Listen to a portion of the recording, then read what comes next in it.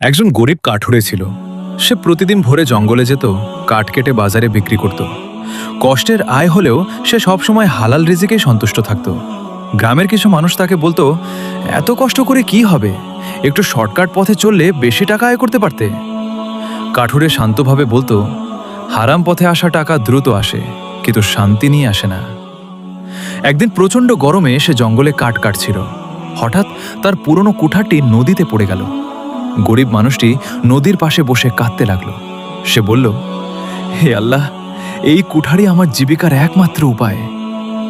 ঠিক তখন এক বৃদ্ধ লোক সেখানে এসে জিজ্ঞেস করলেন, কেন কাঁদছ? সব শুনে বৃদ্ধ নদী থেকে একটি সোনার কুঠার তুলে এনে বললেন, এটা কি তোমার? কাঠুরে বলল, না, এটা আমার না। তারপর বৃদ্ধ একটি রূপার কুঠার আনলেন। কাঠুরে আবারও বলল, এটাও আমার না।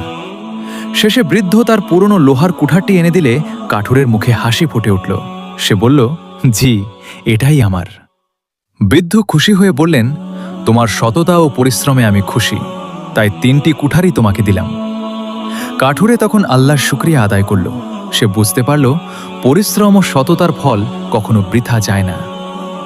শিক্ষা: হালাল পরিশ্রমে হয়তো কষ্ট আছে, কিন্তু তার ফল সবচেয়ে মিষ্টি ও বরকতময়।